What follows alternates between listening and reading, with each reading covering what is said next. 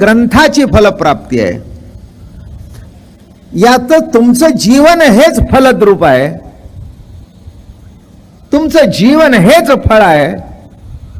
याच्यापेक्षा निराळं काही मिळवायचं नाही, प्राप्त करून घ्यायचं नाही. फक्त श्रीहरी तुमच्या रूपाने कसा प्रगट झालाय तेवढं बघायचं. आणि प्रगट झाल्यानंतर एवढंच कळायचं की तो आणि तुम्ही भिन्न नाही. नामे अमृतानुभव.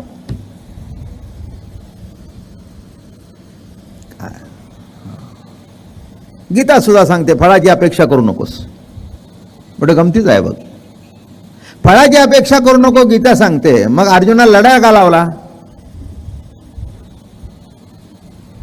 हे देवाचं बोलणं असं असतं, दोन अर्थी बोलणं. फळाची अपेक्षा नको, बरोबर आहे ना? मग पांडवांचा पक्ष का घेतला? कौरवांचा गौण हरवायचा होता ना. फळाची अपेक्षा देव नाही म्हणतो, पण त्याला सुद्धा फळाची अपेक्षा आहे, म्हणून जग निर्माण केलं. तुम्ही म्हणाल बाबा महाराज तुम्ही विचित्रच बोलत असता. मुळात मीच विचित्र आहे. तुम्हाला कळून येईल की काय चित्र काय आणि विचित्र काय. माझं बोलणं कळलं का? काय फळाची अपेक्षा करू नको म्हणजे काय? का रथ चालवायला बसलास? कशा करता रथ चालवायला बसलास? कशा करता लढायला लावलंस? समोर समोर उभा राहिल्यानंतर अर्जुनाने रथाखाली उडी टाकली होती. मला काही नको आहे, गीता सांगायच्या अगोदर त्याची तयारी झाली होती. पण फळाची अपेक्षा नको म्हणून अर्जुना देवोनी समाधी स्वयेची घातला महायुद्धी. पण ज्ञानेश्वर महाराज कौतुक करतात, परी तो कृष्ण कृपा निधी ताटस्थ शिवोनिधी. त्याला ताटपणा येऊन दिला नाही आणि हातातला धनुष्यबाण खाली ठेवून दिला नाही. माझं बोलणं कळलं का? म्हणून इथे तसं काही नाही. धनुष्यबाण कोणी खाली ठेवला म्हणून त्याच्या मागे लागायचं नाही, कोणी घ्या म्हणून सांगायचं लागायचं नाही. स्वसुखाची गोडी काय आहे नाही का? प्रभूच प्रिय रूपाने कशी आपली प्रतीती घेत असतो का? त्या संतांच्या प्रिय गोडीशी एकरूप होणं नामे अमृतानुभव सांगणं आणि अमृतानुभव ऐकणं. यापेक्षा दुसरं काही नाही. चिद्विलासाच्या ठिकाणी कोणी पापी नाही, कोणी पुण्यवान नाही. पाप पुण्याच्या पलीकडे याचा परमार्थ आहे. पाप धुण्याकरता सुद्धा नाही. ते हरिद्वारला जा, धुतलं तर धुतलं, नाही तर वर तरंगत राहतं. तेलाचा तवंगच असा असतो ना. अगदी वचन सत्य आहे की गंगेमध्ये स्नान गेल्यानंतर पाप धुतलं जाते, 100% खरं आहे. पण ते वर तरंगत राहतं. तुम्ही वर आला की तुमच्या अंगावर धुलीसारखं भरून बॅक टू पुणे.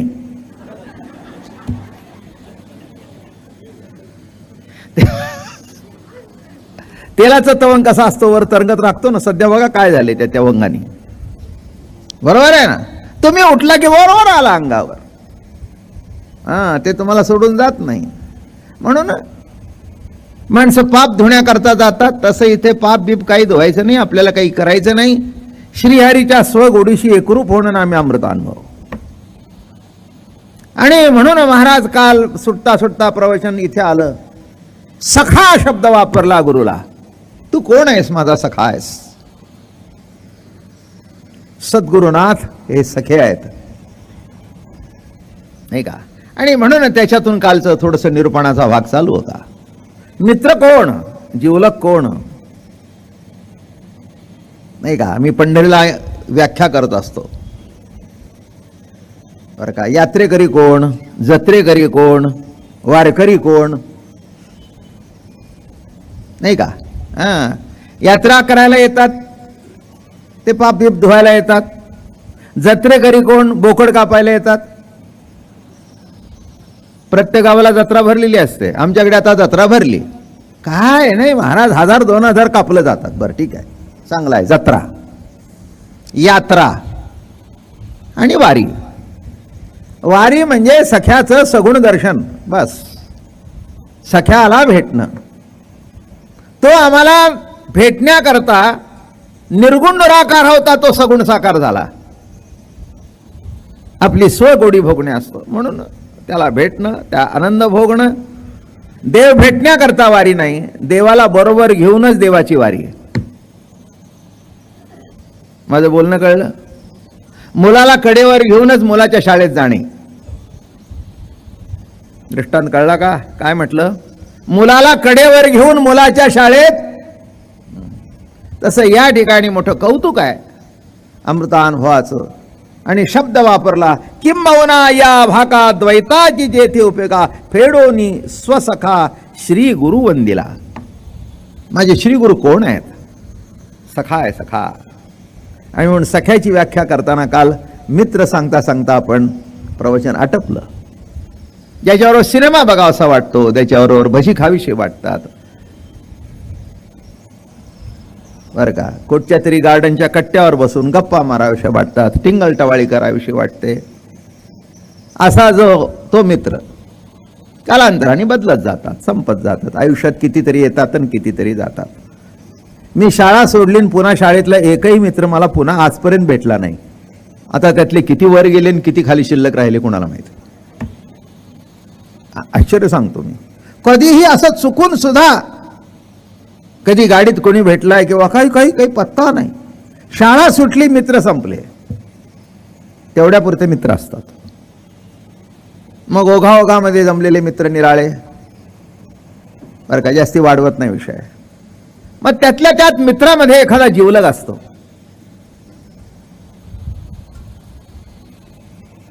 त्यातल्या त्यात मित्रामध्ये कोण असतो? एखादा जिवलग असतो. त्या जिवलगाचा उपयोग असा असतो की आपलं सुख दुःख त्याच्याजवळ सांगता येतं.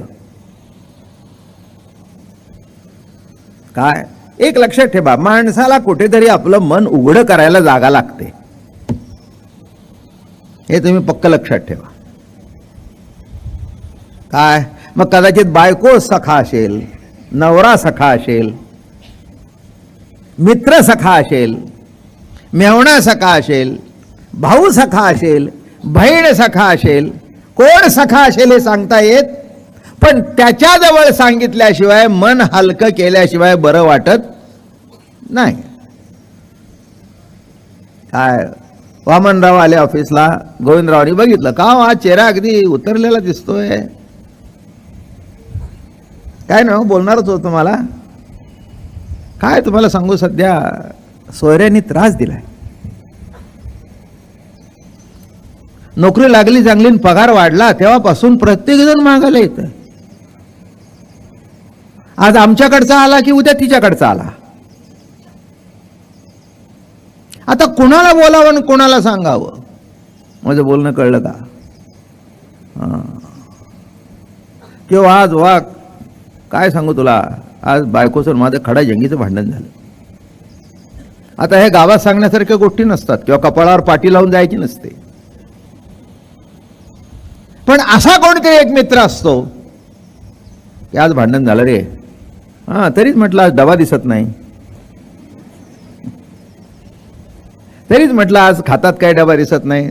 तिला सांगितलं आजपासून डबा बिबा काही करायचं नाही, माझं मी बघून घेईन. काय हे आता हे काय संबंध ऑफिसवर सांगायचं का आज मी बायको बरोबर भांडलो, बायको बरोबर भांडलो. तोही सांगत असतो, अरे तुझं तसं झालं, माझं काल झालं होतं, फक्त मी बोललो नाही. काय ते म्हणले तुझं, त्याचं तिसरंच होतं. मुलगा इतका विचित्र वागतो म्हणला, अंगावरून गेला तरी बघत नाही. जिवलग, कळलं का तुम्हाला? म्हणून असा जिवलग सुद्धा असावा की ज्याच्याजवळ आपल्याला सुखदुःखाच्या गोष्टी सांगता येतात. आणि सखा हा सगळं श्रेष्ठ आहे. त्याला काही सांगावं लागत नाही, नुसतं चेहऱ्याकडे बघितलं की कळतं की इथे काहीतरी बिघडलंय. तो सखा. तुका म्हणे सखे हरीचे ते दास, अहो सखे साजणी ज्ञानाबाई ओ हरणी. नाही का? सद्गुरुनाथ हे सखे आहेत, संत हे सखे आहेत. आपल्या अंतःकरणातली व्यथा त्यांना बरोबर कळत असते आणि कुणी काही सांगावं लागत नाही, न सांगता कळतं. माझं बोलणं कळलं का? तेव्हा सगळे काही सखे नसतात. जवळचे जरी वाटले तरी आपल्या वाईटात सुद्धा आनंद भोगणारे असतात. माझं बोलणं कळलं का? कशात आनंद भोगतात? आपल्या वाईटात सुद्धा. एखादे वाईट घडलं तर त्याच्यामध्ये सुद्धा आनंद भोगत असतात. ही जीवनाची मोठी गंमत आहे. आणि म्हणून महाराज म्हणाले सखे. कोण सखे? तर संत हे खऱ्या अर्थाने सखे आहेत. आणि म्हणून महाराज म्हणाले फेडोनी स्वसखा श्री गुरुवंदिला. असा जो माझा सद्गुरुनाथ सखा, त्या माझ्या सख्याला वंदन केलं. नाही का? मित्र ग्रगड भेटतात, जीवलग फार थोडे भेटतात, पण सखे एखादाच भेटतो. नाही का? कृपाळ उदार माझा ज्ञानेश्वर, तया नमस्कार वारंवार. खऱ्या अर्थाने सखा. न पाहे याती कुळाचा विचार, भक्त करुणा करत ज्ञानाबाई. असा सखा. पांडुरंग सखा, सद्गुरुनाथ सखा. बरं का? ज्ञानेश्वर महाराज अर्जुनाचं वर्णन करताना फार मजेशीर करतात. आत्मनिवेदन तळीची जे पिटिका होय सख्याची, पार्थू अधिष्ठात्री तेथीची मातृका गा. सख्य भक्तीचा पार्थ हा अधिष्ठात्री देवता आहे. मोठा आनंद, मोठं कौतुक. नाही का? हो. म्हणून लाज वाटली नाही त्याचा रथ चालवताना. अर्जुनाचा रथ चालवताना अर्जुनाची घोडी धुतली अनंते, त्याची घोडी सुद्धा धुतली. काय लाज वाटली नाही? काय आपल्या सख्याचं काम करत असताना कधी लाज वाटत नाही, कारण ते काम वाटतच नाही. त्या कृतीतून सुद्धा प्रेमाचा साक्षात्कार होत असतो. काल शाळेतून मळून आलेले कपडे सबंध माती लागलेली, धुवायला घेतले. काय करावं कार्ट्याला? काय करावं कार्ट्याला? डाग निघता निघत नाही आणि श्वासाचीच हसते. किती सांगितलं तरी ऐकतच नाही. तितक्यात नवराला का ग म्हणला हसते? तुमचे चिरंजीव बघा म्हणले किती दिवसाला 2 कपडे बदलले तरी परत नाहीत. कौतुक. सखा सखा. पण मुलांच्या बाबतीत एक आहे, आपल्याला ते सखे वाटतात, त्यांना आपण वाटतो का प्रश्न आहे. माझं बोलणं कळलं का? आपल्याला ते सखे वाटतात पण त्यांना आपण वाटतो का, हा महत्वाचा भाग आहे. आणि दोन्ही पाडून जर सखा वाटला तर टाळी वाजली. नाही का? तसं या ठिकाणी असं होतं की ज्ञानेश्वर महाराजांना निवृत्तीनाथ सखे वाटत होते आणि निवृत्तीनाथाला सुद्धा ज्ञानेश्वर महाराज सखे वाटत होते. इतका सखा, इतका सखा, इतका सखा. आई वडील गेले बरं का? आई गेली, वडील गेले, त्यांच्या मागोमाग आई गेली. मातृत्व आणि पितृत्व एक रूपतेने भेटलं तो सखा. मी नेहमी सांगत असतो किती अवघड दिवस तो. निवृत्तीनाथ निघून गेले, आपलं विठ्ठलपंत निघून गेले. त्यांच्या मागोमाग काही दिवसांनी रुक्मिणी माता निघून गेली. डिटेलमध्ये गोष्ट सांगत नाही, ऐकली आहे आणि ऐकायची असेल ती इवले स्वरूप कॅसेट ऐका. ती पहिली कॅसेट माझी निघाली. झोपलेल्या बाळांना निरोप घेताना अतिशय दुःख झालं. फक्त निवृत्तीनाथांना उठवलं. निवृत्ती राजा ते म्हणे आई एवढ्या रात्रीचं मला उठवलंस? म्हणे बाळा चौघात मोठा तूच आहेस. माझे मालक गेले. धर्माने उगवलेला सूड होता तो, नाही का? काही कारण नाही, काही कारण नाही, नाही का? गुरु आज्ञेने संन्यास टाकला आणि ग्रस्त आश्रमात आले. आणि आले म्हणून आज प्रवचन चालू आहेत.